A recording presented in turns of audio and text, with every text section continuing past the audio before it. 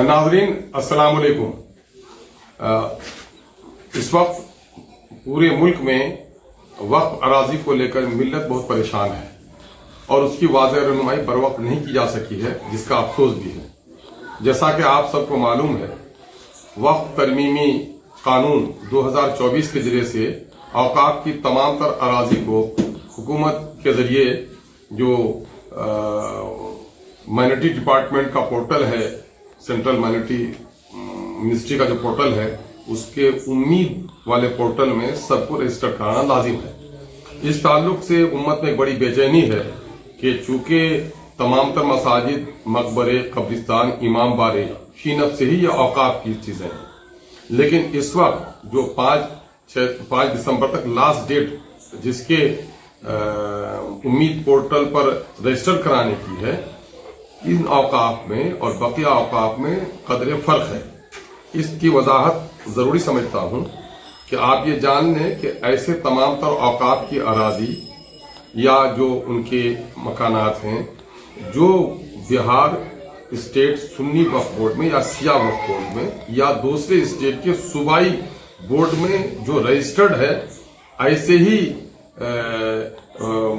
अराजी या मकानात का रजिस्टर कराना उम्मीद पोर्टल में लाजिम है। बकिया चूंकि तकरीबन 4.5 लाख वक्फ की मालियत है जो वक्फ बाय यूजर है, उसके ताल्लुक से इस वक्त आपको काम नहीं करना है, बल्कि जो वक्फ बोर्ड में रजिस्टर्ड है, जो मुतवल्ली रजिस्टर कराए हों, वाकिफ के फर्जंदों ने रजिस्टर करा लिया है, तो उसके लिए लाजिम है कि आप वक्फ बोर्ड से भी राब्ता कायम करें और वहां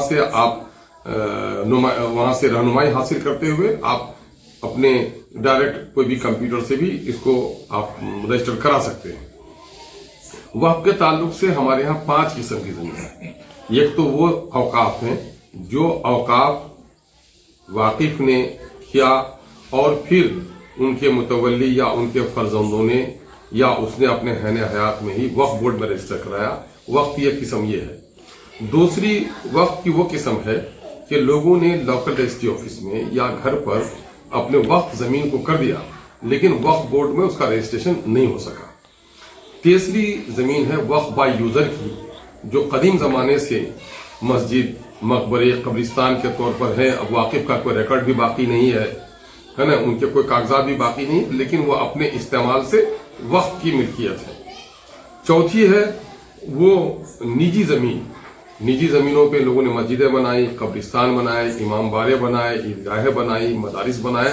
ये तमाम तर चीजें औकाफ की हैं और आपने अब तक इसको रजिस्ट्री नहीं किया है, क्योंकि देही इलाकों में हमारे 90% मसाजिद ऐसे हैं जो दादा ने परदादा ने दे दिया है, मस्जिद बनी हुई है, वारिसान का कोई दावा भी नहीं है, लोग सब कोई समझते भी हैं कि मस्जिद की जमीन है, लेकिन तहरीरी तौर पर कोई चीज नहीं है, तो आपको इस वक्त उसका रजिस्ट्रेशन कराना भी लाजिम नहीं है। और 5वीं जो औकाफ की मिल्कियत है, वो औकाफ की मिल्कियत बिहार सरकार के खाता में है। हर एक मौजा में बिहार सरकार का एक अपना खाता है। जिस तरह से रैयतों का खाता है, उस तरह से बिहार सरकार का भी है। उसमें कब्रिस्तान की वजाहत है, किस्म जमीन में कब्रिस्तान लिखा गया है, मस्जिद लिखी गई है, तालाब लिखी गई है, वो गैर मजरूआ लिखा है, गैर मुजरा मालिक, गैर मजरूआ आम, ये सारी चीजों की वजाहत है।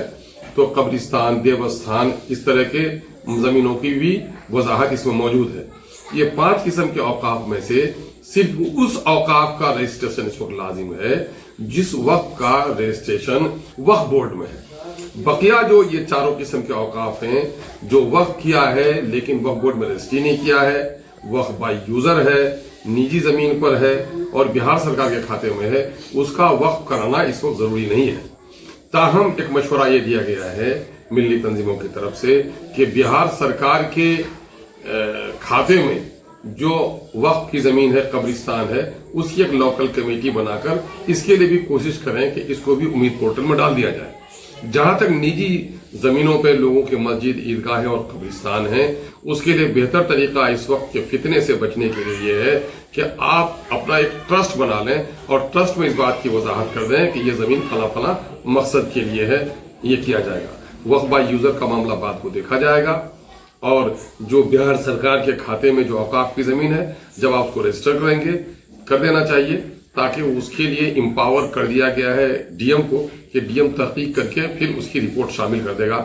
لیکن اس وقت جو سب سے زیادہ ضروری ہے وہ یہ ہے کہ ایسے اوقاف جس اوقاف کا رجسٹریشن بہار سنی یا سیاہ وقف بورڈ میں ہے ان اوقاف کا رجسٹریشن کرنا لازم ہے. اس لیے نجی زمین پر جن لوگوں کی مسجدیں ہیں قبرستان ہیں اس کو پریشان ہونے کی ضرورت نہیں ہے.